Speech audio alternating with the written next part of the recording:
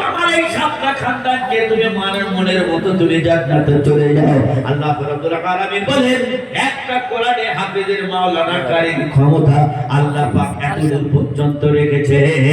ওরে আমি নূর আলম গাজা খেয়ে বলে নেই, কোরআন শরীফ খুলে দেখুন। আল্লাহ রাব্বুল আলামিন বলেন তোমার মা তোমার নয়, তোমার বাপ তোমার নয়, যদি নেক সন্তান তুমি রেখে যাও ওই নেক সন্তানের বিনিময়ে আল্লাহ পাক তোমাকে জান্নাতবাসী করবে। আমার সোনার টুকরো ভাইরা আমার বাগদাদ আল্লাহর কাছে জানাজার নামাজটা পড়ে যখন কবরে নামাবে, জানাজার কাপড় কাটলে কে উকিল নয় সেই হাতে কোরআন বলল দাঁড়াও আমার মায়ের কাপড়ের কাপড় আমি কেটে দেব। মায়ের সখানা কাপড় কেটে দিল, কেটে দেওয়ার পর মাকে সুন্দর করে সাজালো। খাটিয়া যিনি প্রবেশ দুই ভাই সে খাটিয়া ধরতে ভয় পাচ্ছে, জীবনে কারো খাটিয়া ধরেনি, ও তো হাতে ও তো আল্লাহর কালামের ভিতরে আছে, ওর কিভাবে ভয় আসবে। মায়ের কাঁধে করে নিয়ে কাঁদতে কাঁদতে নিয়ে চলে গেল জানাজার ময়দানে। যার পিছনে কোটি টাকা খরচ করে আপনি উকিল সাজিয়েছেন, তাকে যদি বলা যায় উকিল তুমি জানাজার নামাজ পড়ো, উকিল বলবে আমি পারবো না, এরপর নির্বাচন করবে কারোর করাতে হবে না, তার নিজে পেটে ধরা সন্তান সেই জানাজার নামাজ পড়াবে। তুমি বলে যাবে সুবহানাল্লাহ। মায়ের মতো কি করে দিয়েছেন নূর আলম, মায়ের শেষবারের মতো জামাটা কেটে দিতে পারলে না, তাহলে তুমি কি করলে? শেষবারের মতো মায়ের জামার নামাজটা পড়াতে পারলে না, তাহলে তোমার মতো হতভাগা সন্তানের কি দাম আছে? একটুখানি মূল্য পর্যন্ত কোনো কিছু নেই।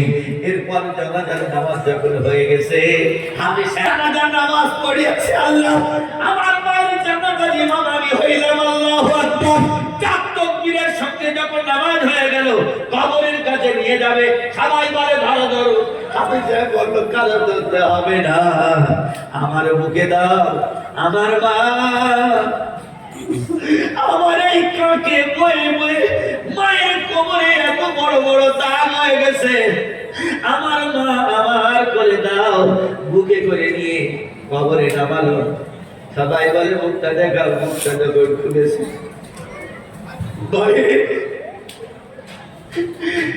ঠোঁট দুটো যেন নড়ে, তাড়াতাড়ি বন্ধ করে দিয়ে উঠে পড়লো কোরআনে হাফেজ। সবাই চলে গেছে,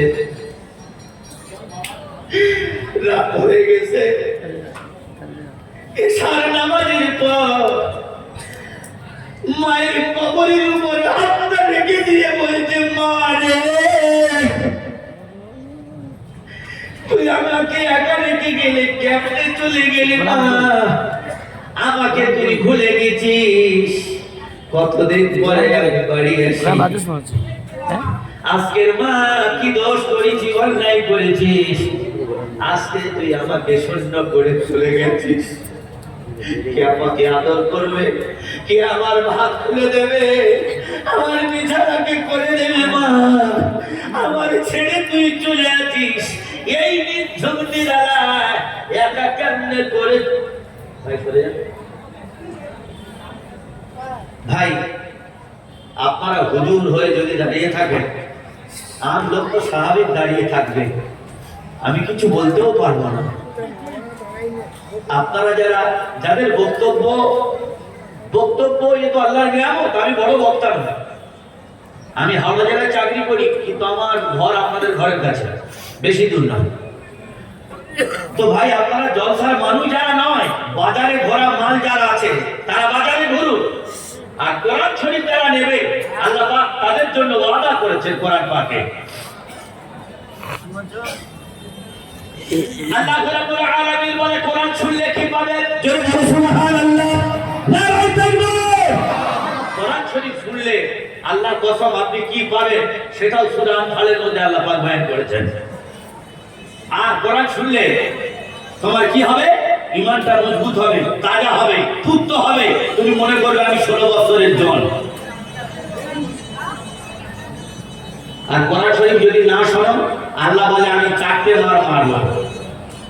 সর্বপ্রথমে তার অন্তরে ভয় দেবো, তারপর তার খাবার করে দেবো, তারপর তার মাল ফসল যা কিছু আছে পেয়ারা বাগান সব জ্বলিয়ে শেষ করে দেবো।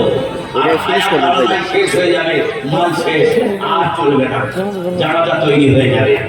আল্লাহ রাব্বুল আলামিন বলেন ওয়ালানাবলুওয়ান্নাকুম বিশাইইন মিনাল খাউফ। আল্লাহ রাব্বুল আলামিন বলেন বান্দা তোমার আল্লাহ থেকে যখন তুমি দূরে থাকবে আমি আল্লাহ পাক তোমার চারটি জিনিস দিয়ে দেব। ওয়াল খাউফ, আমি আল্লাহ তার অন্তরে ভয় দেব।